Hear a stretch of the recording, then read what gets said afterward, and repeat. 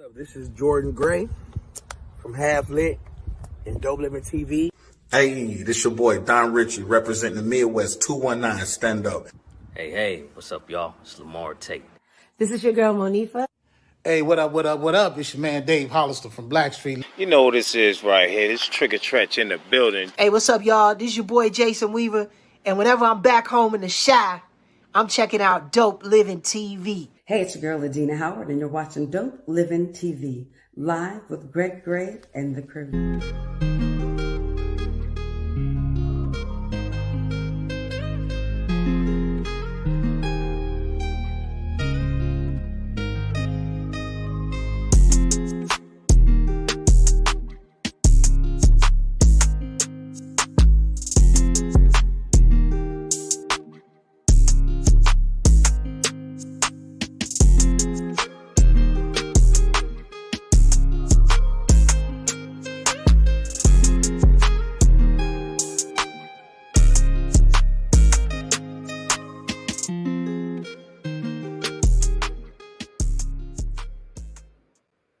Yo, what's up? It's your boy Greg Gray. This is Dope Living TV Live.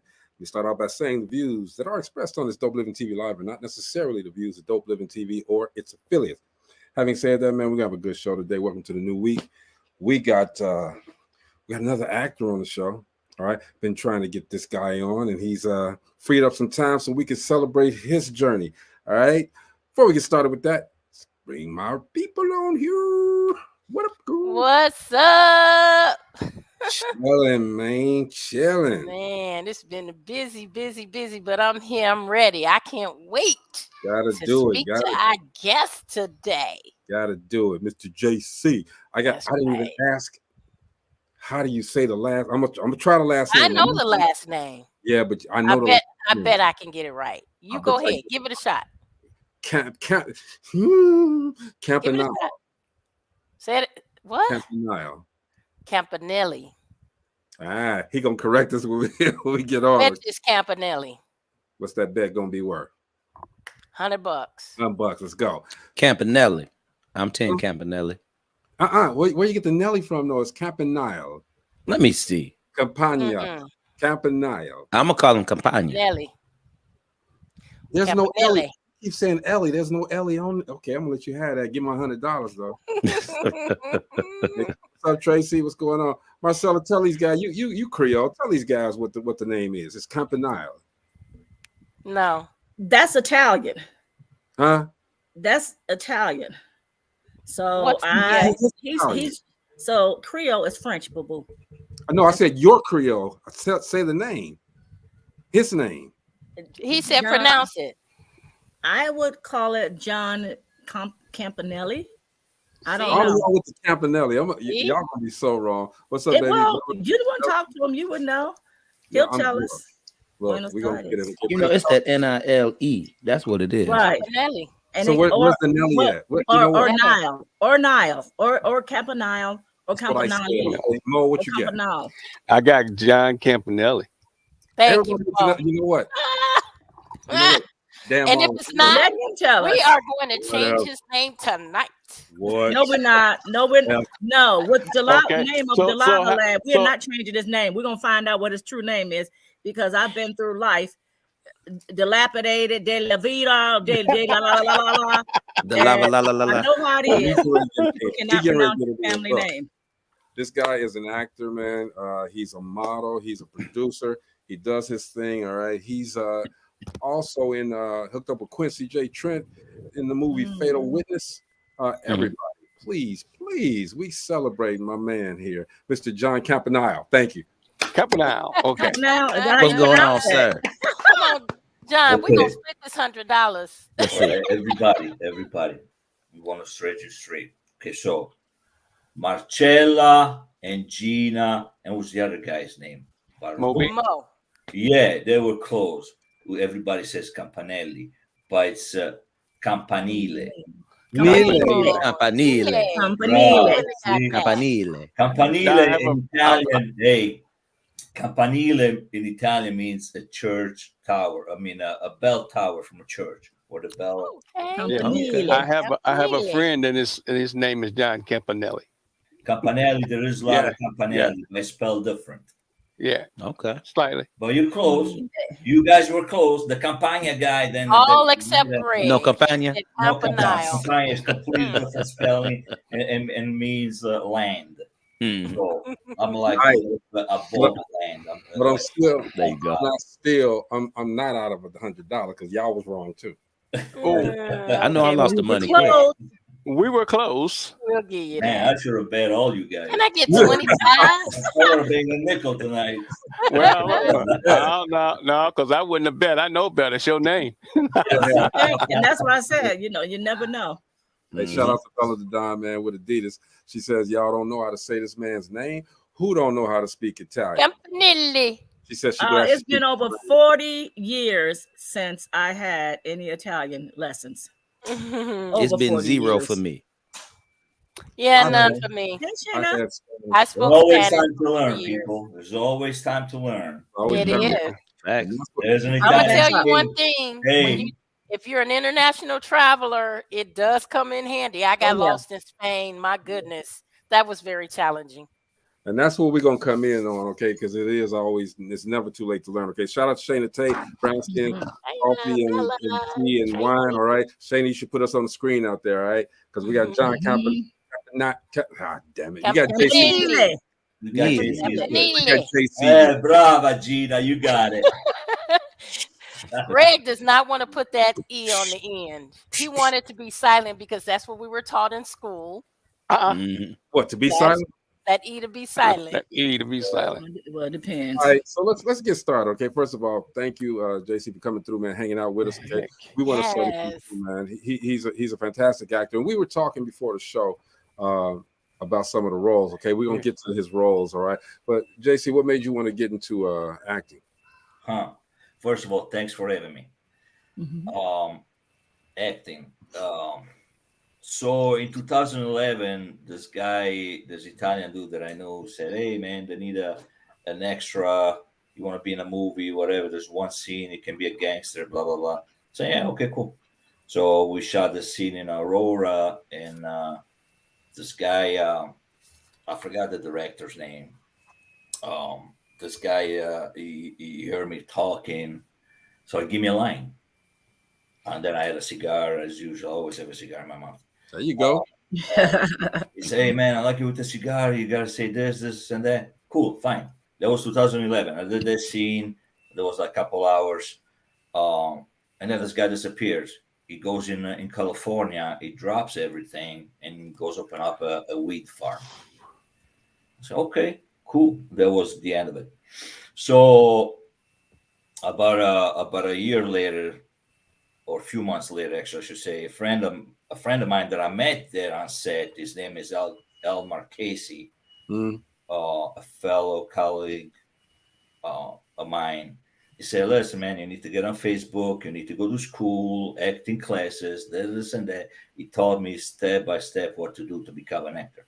At the time, I used to own a concrete company.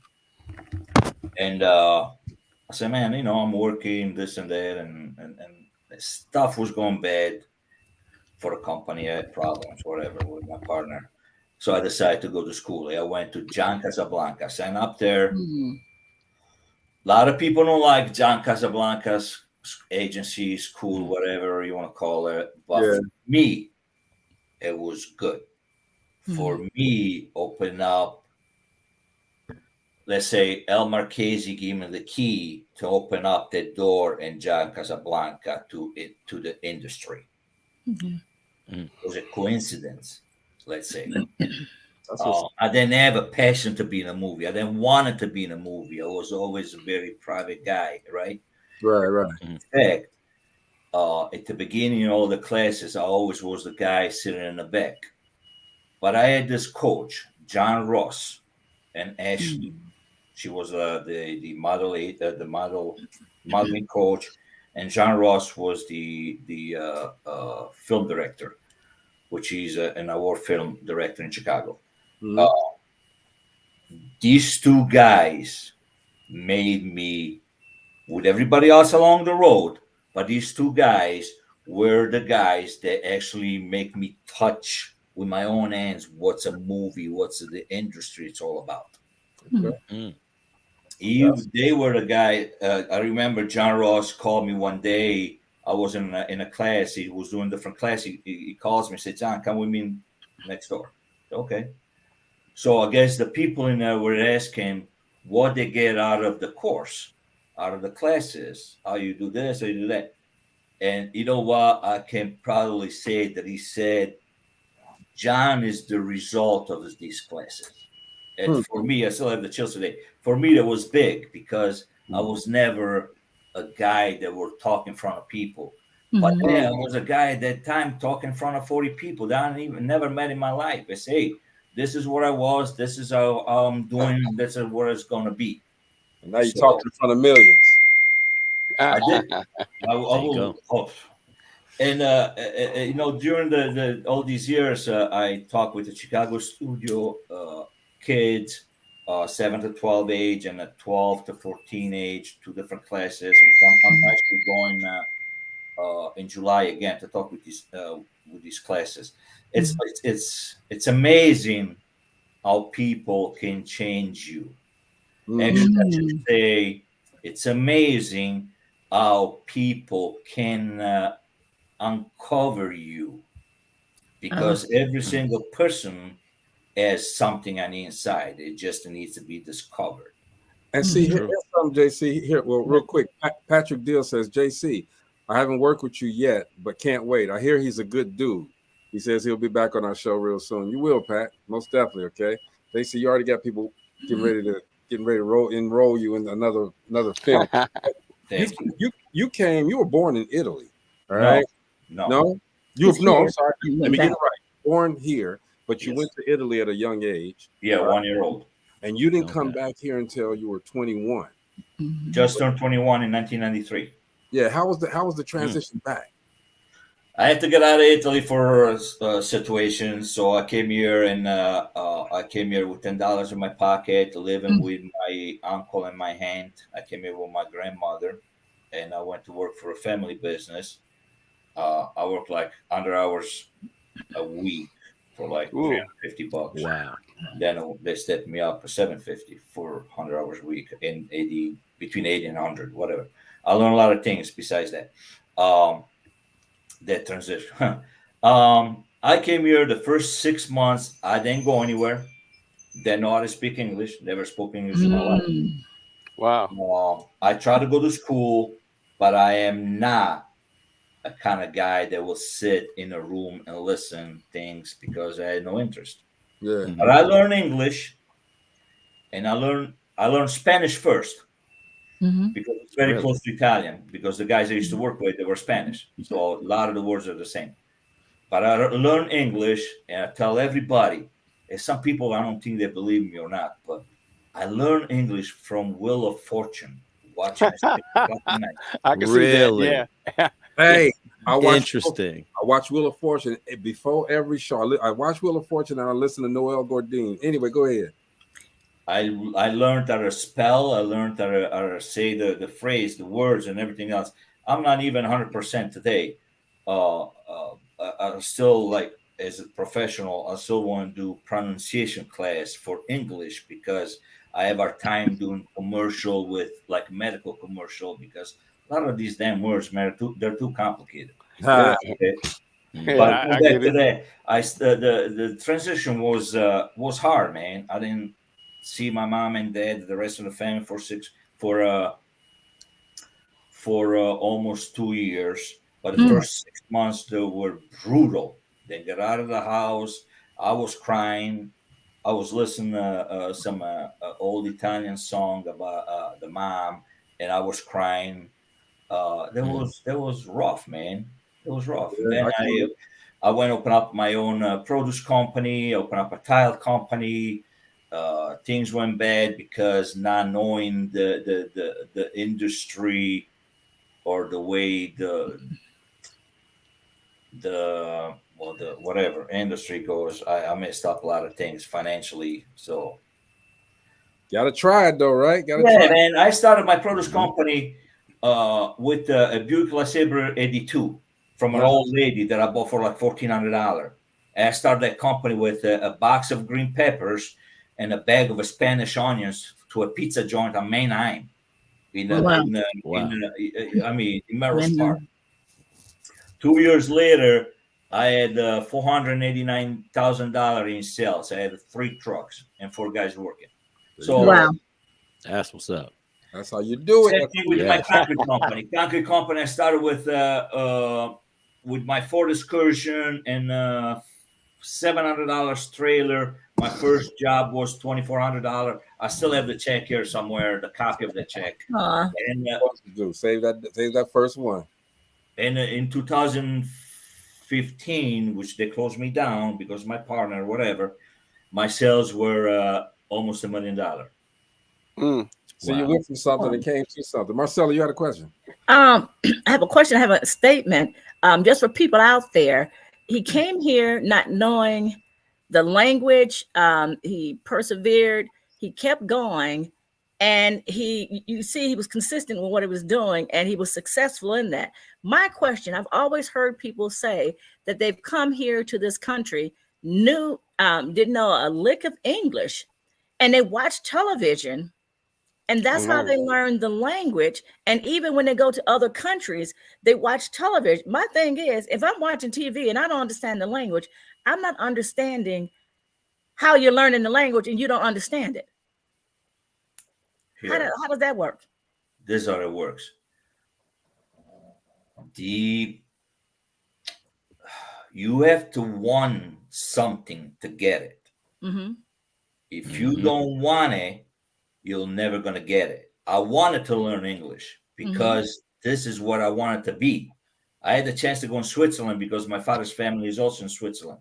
But I was born here. It was easier. And I remember when my uncle came in Italy, I said, hey, if I come to America, I'm going to make money. You're going to help me to make money. The guy goes, you're crazy. You need to work, dude. Now, the will. You need to have a will to get something. I learned English because I wanted to. Okay. So you can watch TV and you think you're going to learn another language for whatever reason.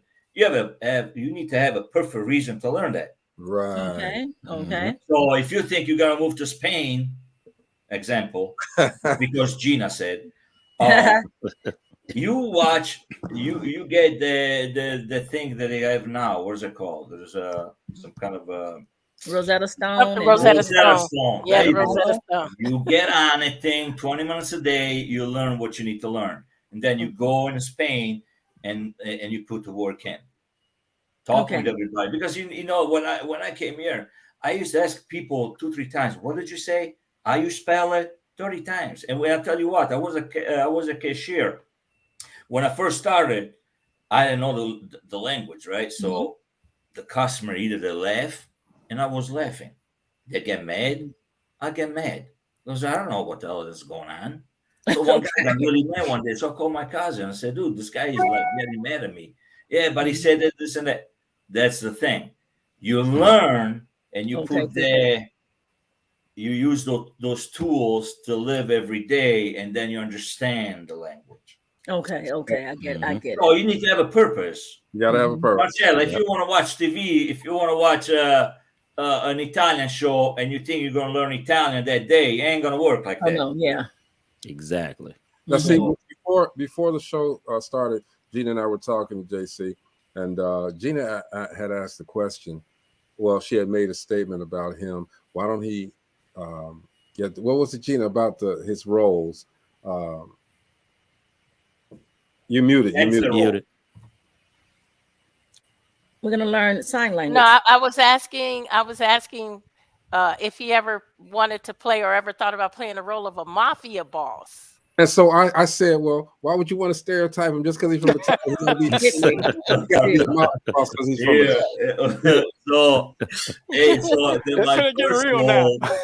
my first role in 2011 was a gangster, an Italian gangster with a cigar. And during the years, I stopped until 2015. I went back in acting after I did the John Casablanca, and everybody hired me to be a bad yeah, a thug, whatever. Come on, man. Yeah, and it was easy. It was cool. I mean, whatever. My past is a different thing for another episode. So that was cool at the beginning. That was cool. I was like, oh wow, man, I knocked this out, blah blah blah. But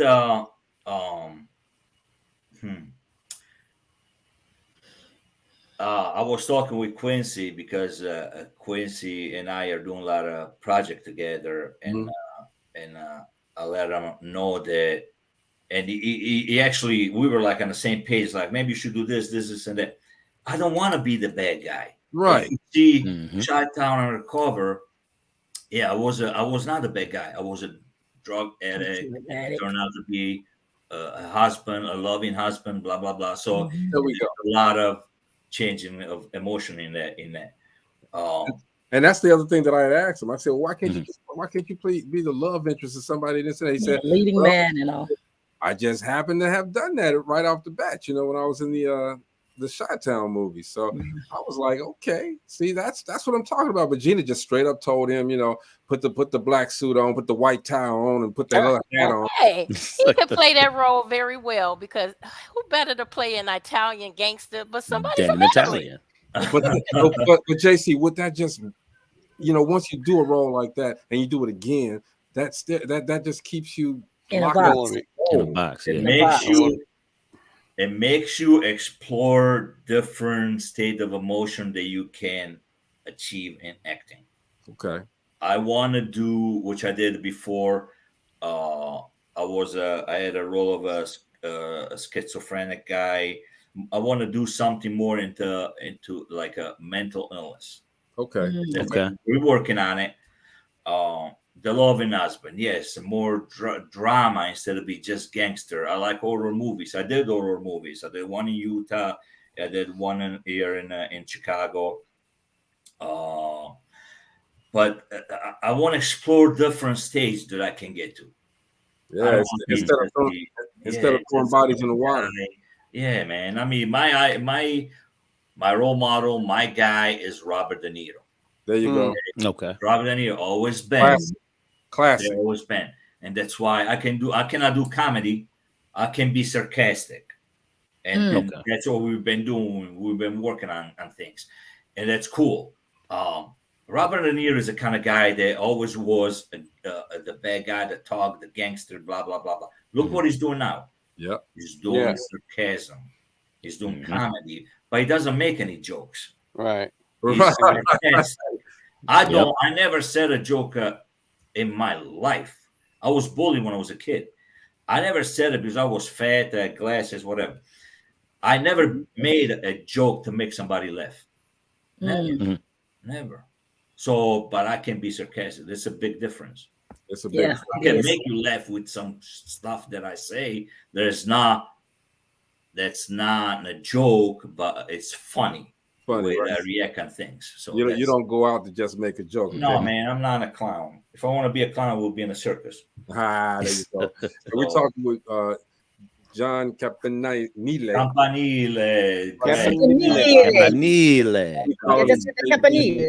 Actually, he's a producer. He does everything. All right, and we're gonna check out this Sci Shitty. And did I say Sci Shitty? Yes, you did.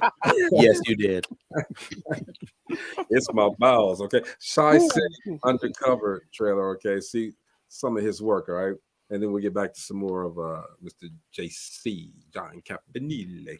Bruh. You threatening me, lady? Because you better kill that noise. Because God ain't telling you nothing about me. Yes, you're right. He's telling you.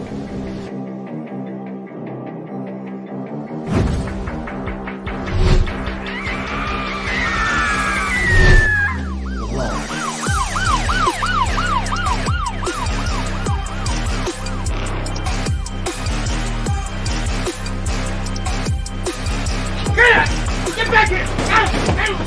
Get up there!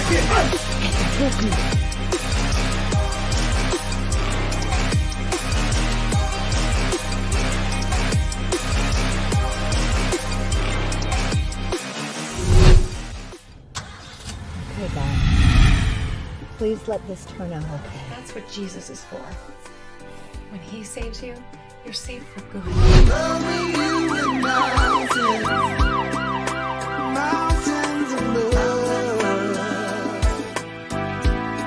Because I'm making you two partners. The law. The what?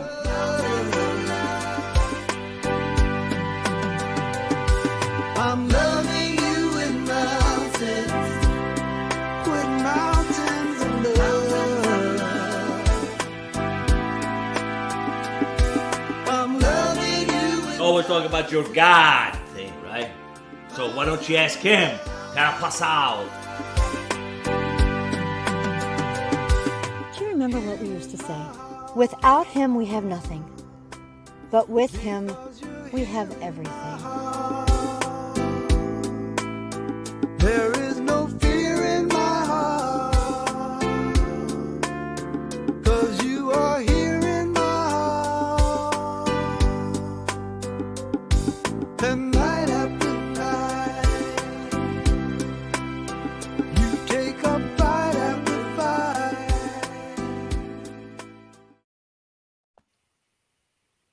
Okay. All right. That looks good. Let's go. I like that. That looked like one of them heart wrenchers, though. Yeah. Mm-hmm. Because you got different ranges of things going on in the movie. I mean, everything Exactly. from faith to But gangsters John, where you get all that hair? What? She said, "Where did you get all the hair?" Put on You a got a wig. ponytail. Oh, Oh, ponytail. okay. Okay. Yeah. Oh, you thought I it was. thought it was cut short. I did too. Y'all Yeah, wrong. okay. That That, remote I'm is like, not wait a good. minute. They did a good job with the hair. What's the question? Yeah, I want to know, man, you know, with that, you were talking about versatility with your roles, you know what I mean, and capturing that emotion. I want to know thus far, what has been the most challenging role and the role that you had to capture the most emotion for, and how did you actually prepare for it? What did you do to really gear yourself up for it? Well, that was the Shy Undercover. Mhm. Because see, I met Quincy. He contacted me. I'll tell you a little bit about it. He contacted me a couple of years ago. I was going through some personal stuff. I was in Florida, and he contacted me through Facebook. He said, "Hey, I got a line for you. Can you do this?" I was like, "Sure, okay." So I did the audition from a hotel room in Florida. Mm. Not knowing what was going on after that. So I went back to Chicago. I did the thing, and I became a lead in that movie. From one line, he liked the way I was acting and all that, and see, Quincy's the kind of guy that if he knows that you can act, he will put more lines in your role as he goes filming. During filming, he'll give you like really? another 30 lines. Mm. Okay, he'll make you a bigger role than what initially you're supposed to be. And he does with everybody. Okay. That's why Quincy is the kind of guy that he will make you a lead today, will make you a lead tomorrow. The next project, you'll be a lead. So everybody's not as an equal position, let's say. Everybody's going to be a lead. And So I noticed, beautiful. I noticed, JC, that you there wasn't an accent in the movie. There was a what? There was no accent. You were speaking like we speaking. There was no accent. I don't know how that happened. I tell the truth. If you I heard one. Did you maybe I don't know. I cannot answer that question. I never tried to change my voice or anything. Okay, maybe I was wrong. Marcy says she heard the accent. All right, Marcy. Maybe when I yell or scream, the accent doesn't, it goes away a little bit. But like if I talk in a normal tone, you'll hear me. Like I had a lot of coaches. I do a lot of classes, Zoom classes. Max Arciniega, Sarah from the Forge in the City, John from LA, Swamback from LA. a lot of them, they tell me, few of them, they tell me the problem is that I pronounce the word, but not to the end. The commercial is very hard because I won't say a medical word the right way or the whole thing because it's hard for me. Hey, that's New York all day long. But we're not in New York. We're in Chicago. That's the problem. There you go. Marcelo, what's your question? Yeah. Anyway, So the when we talk about Quincy, to answer your question, how did I prepare to their role? Yes. I knew that I was going to be a drug addict.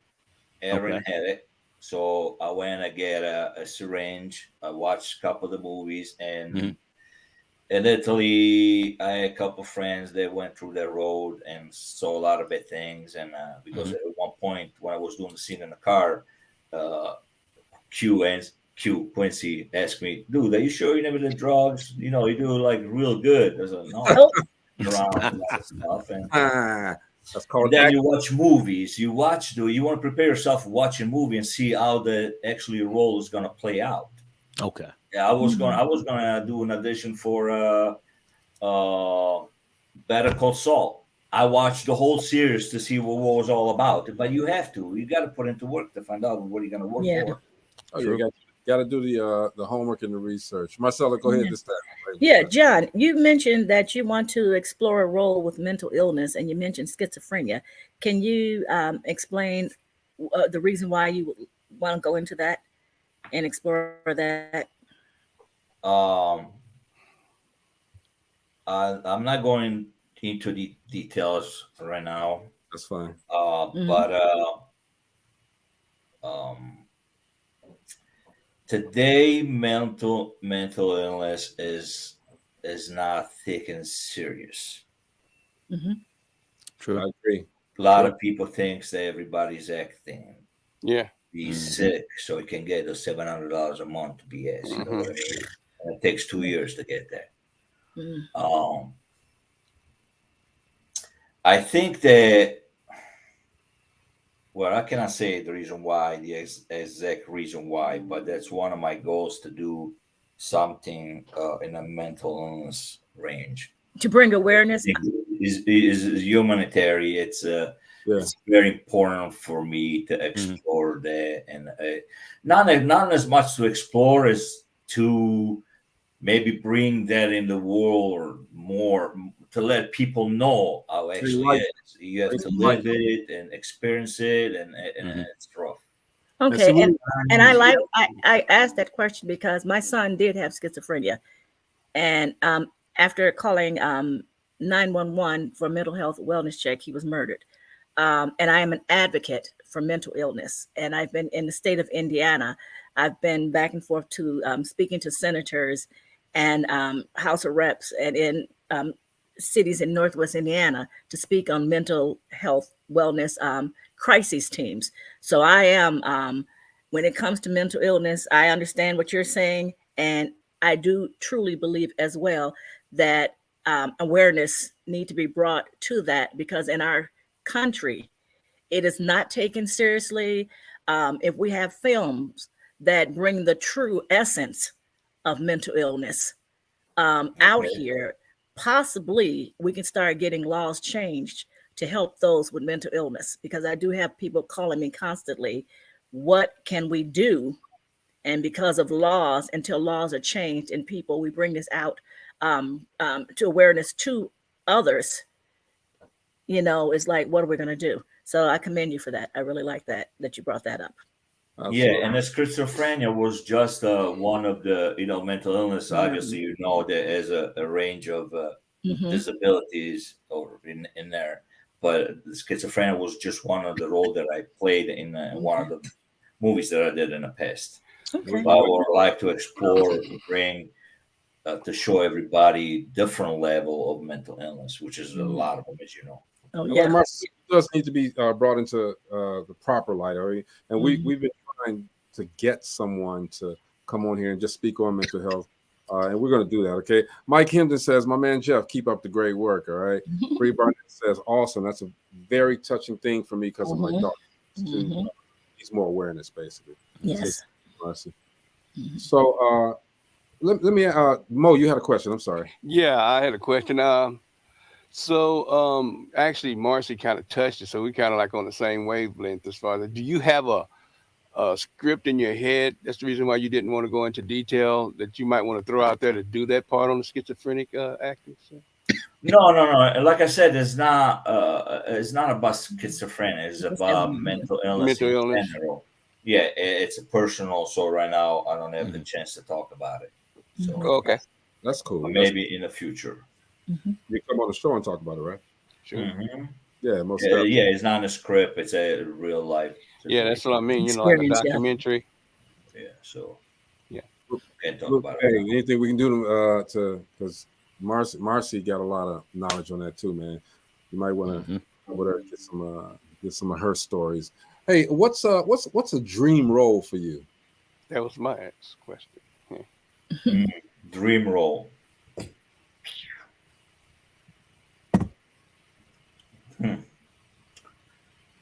I don't know, man. Like I said, I like to explore. I don't have a dream role because my dream role when I started this was to be a gangster because it was easy. So I said, man, I can do this. So I was like, oh, maybe I can do a movie with Robert De Niro one day, whatever. A lot of people dreaming. But again, I don't have a dream role.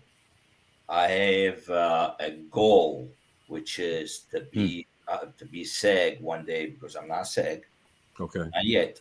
I'm doing 2 SAG projects pretty soon. They give me credits. But I don't have a dream role. I have a goal to make. So let me ask you this. So, and I think we touched on it earlier too. Hollywood independent. Now, Tubi has made it a point to make sure that you guys, as independents, get out there. And to me, right now, you guys are bigger than Hollywood, just about. All right. And what to you? What's the biggest difference, or is there a barrier? And do you really want to get to Hollywood? No, like I said before, Greg. Listen, people think you want to be an actor, you got to go to Hollywood, and then look all these years. You got people end up on the street getting needles in their veins, okay, because they don't make it. That's true. No, Chicago is big. Atlanta is big now, especially with Tyler Perry. New York is big.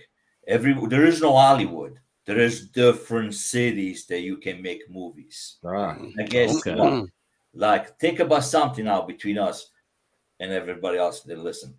Mark Wahlberg just moved to Vegas. Me personally, I think one day he's going to open up a studio there. Why not? Why not? So you're going to have you already got the football team. You got the hockey or whatever the hell they got. Why not? Can I have a studio? Yeah. And he's got the capacity. He's got the financial position to do that. Why not? You know, I saw him and Tyler Perry in talking on one of the video that they posted, and Tyler Perry asked him, "Mark, you're doing the Chevrolet thing. You're doing the tequila. You're doing the F45, the P448. You're doing this. You're doing that. What else are you going to be doing?" I think he's going to be doing that. I wish he does. So there is no Hollywood. There is no Hollywood. You can be an actor whatever in the city that you are. And you don't have to be in Hollywood to be an actor. Look us here in Chicago, what we're doing. Yeah. Look all the shows that they're doing. You know, there's a lot of indie movies. You know, sometimes they pay $200-$300, whatever, man. You don't have to be a millionaire to be an actor. There you go. As long as you live, you eat, and pay your bills every day. If you really want to be an actor, that's what you do. That fame and that financial position that you're gonna get, that you think you're gonna get in Hollywood, you might get it here right in Chicago. Yeah. You know, sometimes they pay $20,000-$30,000 for an episode. Well, you need more than that. Or you make $1,500 a week. You need more than that. It's $6,000 a month, man. Your mortgage could be $2,000, $2,500. You still have maybe $300 on a car payment. Some bills, you still have money left. There you go. So to me, it's like there is no Hollywood. You put your work, you do the work, you'll become what you become, and the fame will come after you do all the sacrifice. But it doesn't matter what city you live in. You might get a good deal. I don't care what anybody says.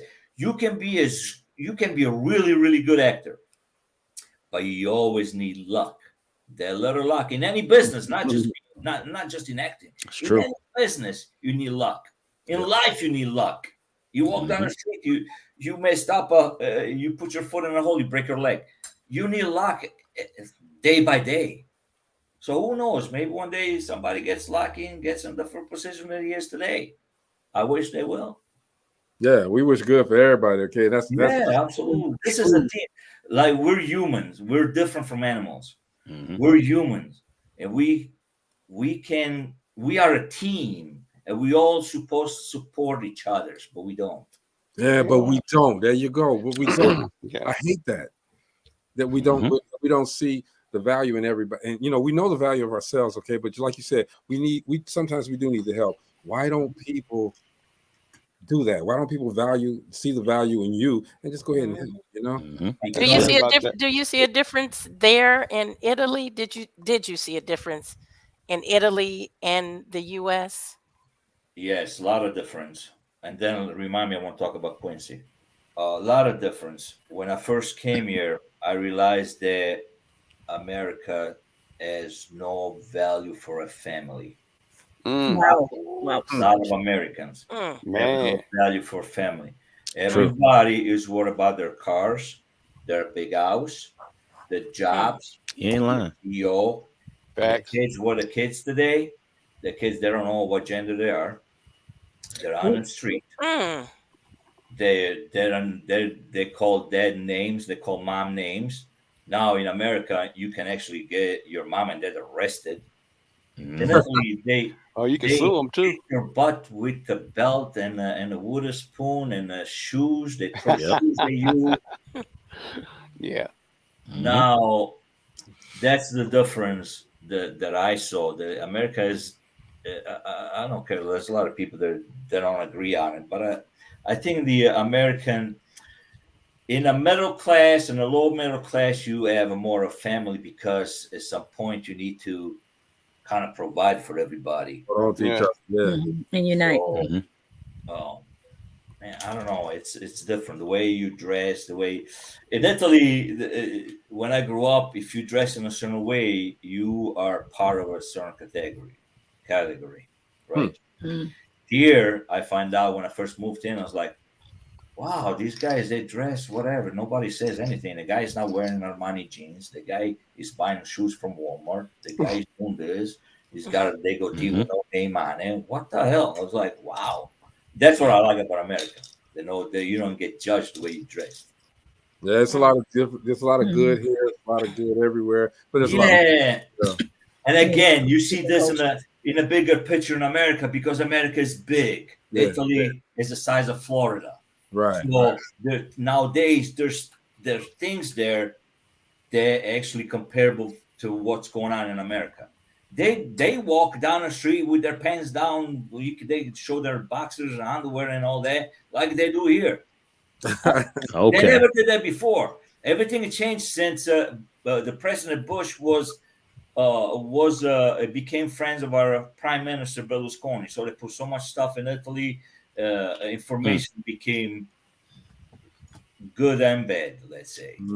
So they were in our town, was a small town. I think it was 28,000 people, whatever. You never heard anybody getting divorced.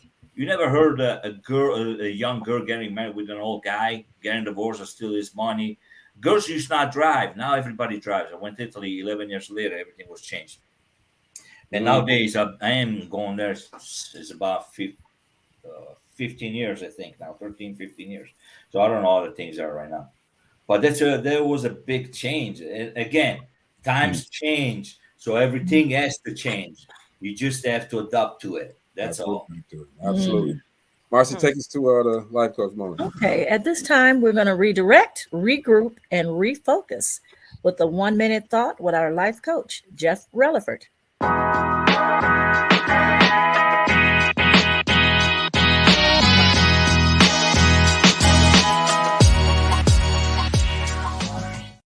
All right, y'all. Here we go with this 1 minute thought. Now, for the people that were listening earlier and for the people that not listening, I'm just going to reiterate this. JC made a comment about when it was asked to him about how does he feel about acting or having to go to Hollywood. And you know what? I love the response that he gave when he said that Hollywood really doesn't matter in a sense. It's just the cities. So I want to tell people, learn how to leverage your resources where you're at. If you learn about the different cities, your location, the people around and everything, start to make connections and be in alignment with people who are going in the same direction that you're going. You don't need Hollywood for that. You don't even need an industry for that. You don't need millions of dollars for that. All you have to do is open up your mouth. So remember, in order to leverage any location where you're at, it starts with you. Don't wait on people to pick you up. Don't wait on people to hold you up. Keep it together. Go out there and make something of yourself.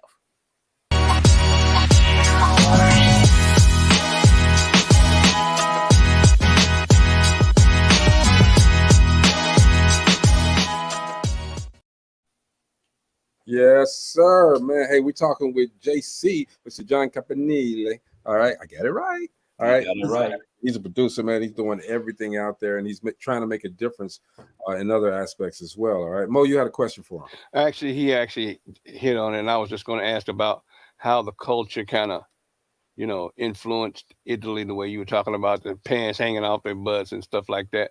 So, do you think that a lot of the stuff that hit Italy, came from the States as far as the influence in culture? Oh yeah, absolutely.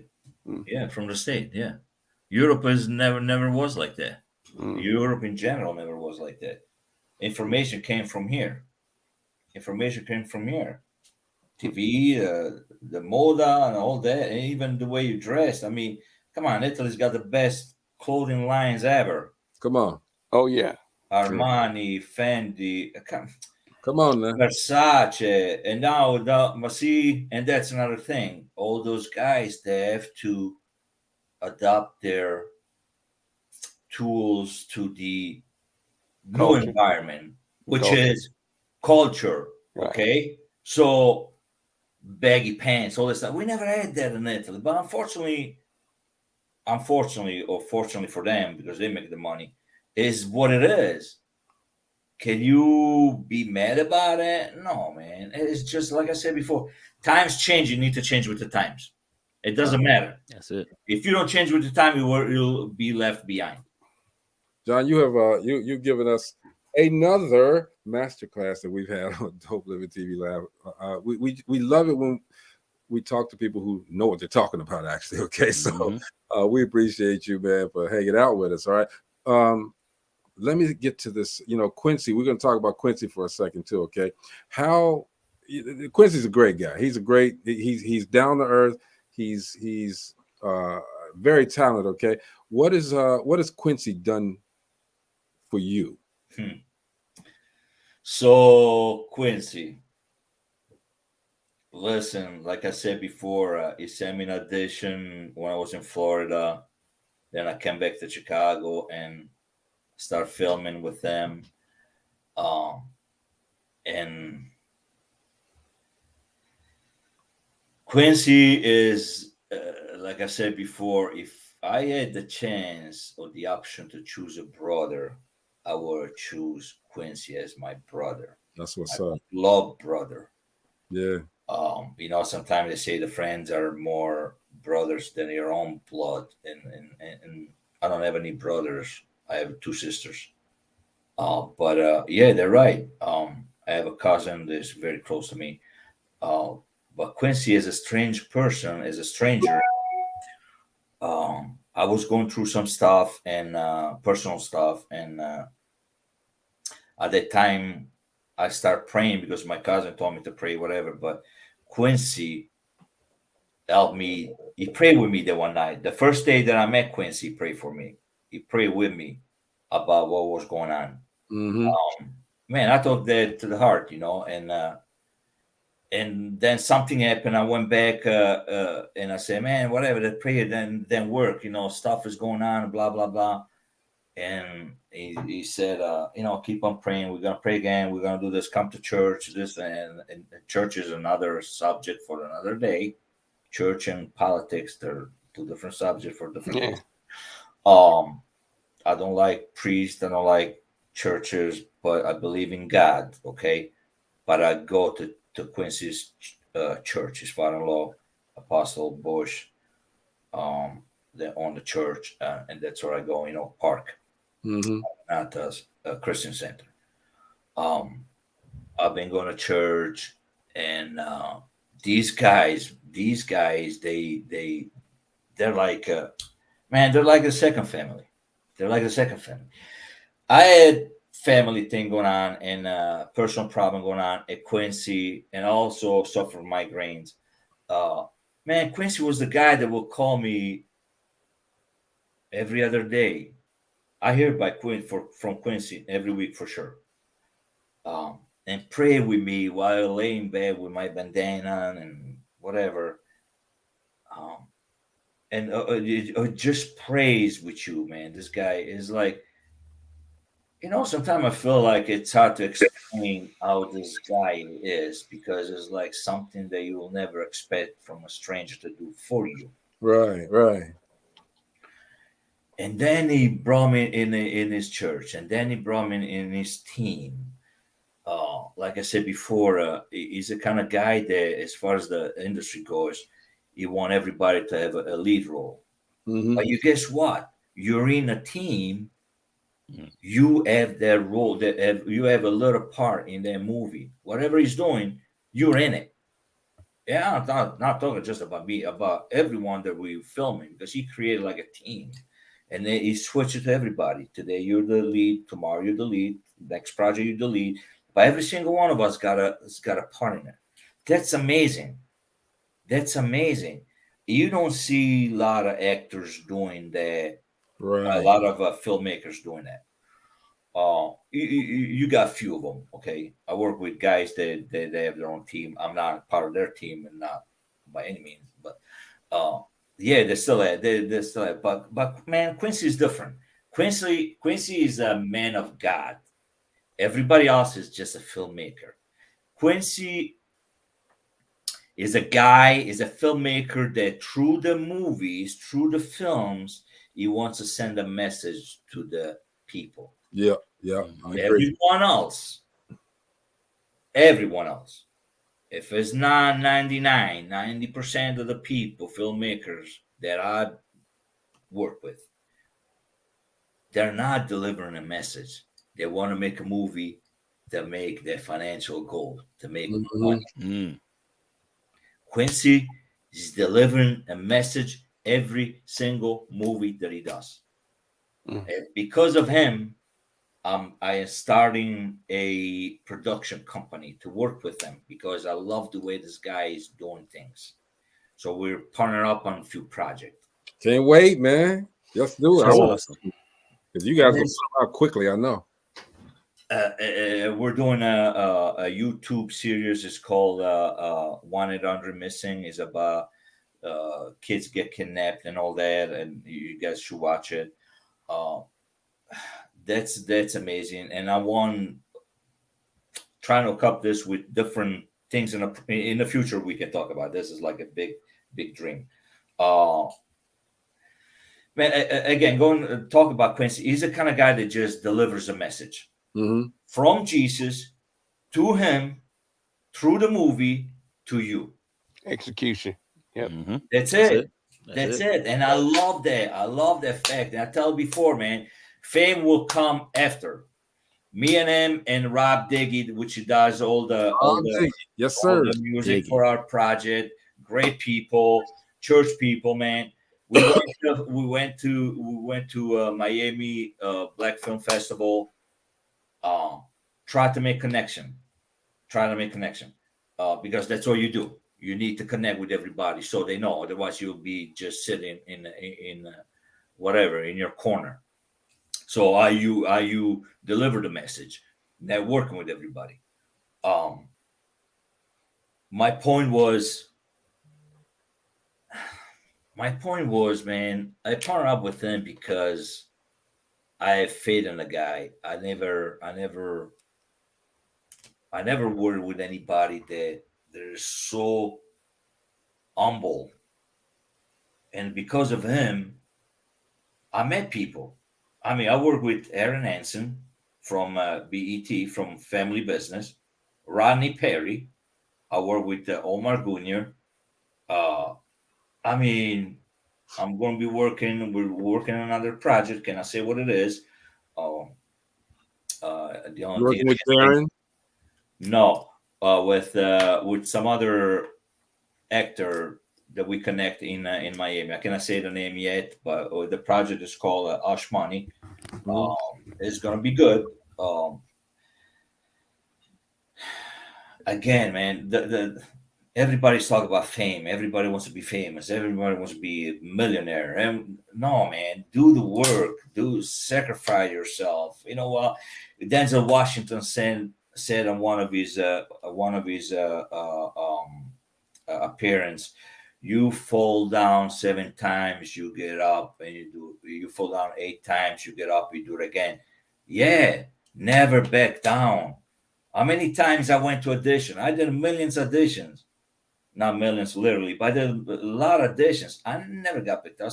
One time I did 11 auditions in one day. I never got one. You'll think you get it. But that doesn't make me not get up in the morning and go do another audition.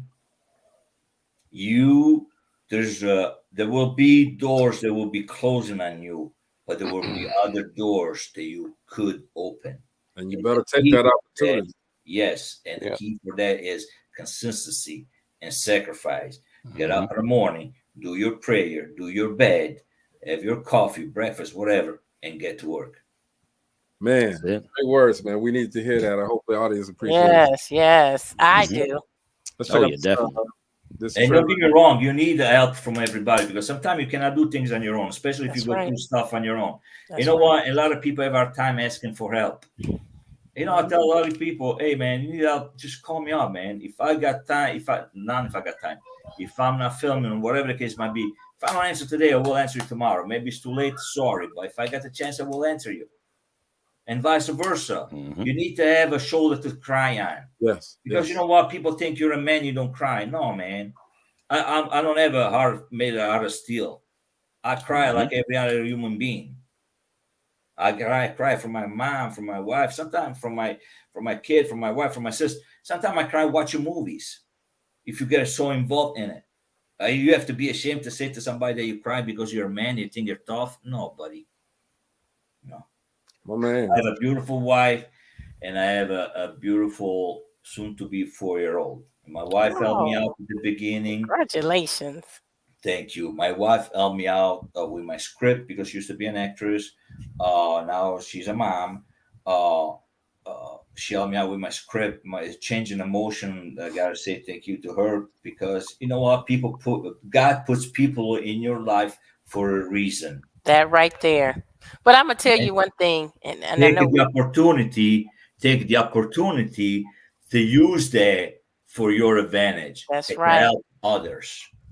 Well, we definitely we have to have a part 2, because one thing I want to say is I really appreciate yourself and Quincy. And I know you said let's not talk about the church right now, but I'm gonna talk about the church right now. Oh yeah, go ahead. To go ahead and put out in society, in public, movies that represent Christ and talk about what's really happening spiritually. A lot of people don't want to touch that. And the fact that you guys are doing it, it says a whole lot about your characters. But like I said, we got to have a part 2, because it's time for us to wrap it up. But it's so much I know you want to share, John, and it's so much that we want to hear.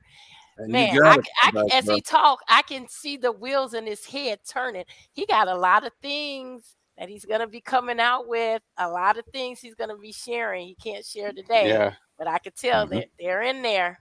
Yes, they're in there. Let me say something. You talk about the church. Maranatha Christian Center does some of our projects. So we do a lot of our project for the church. And if people think we get paid, no, man. And someday you go for the church to deliver a message.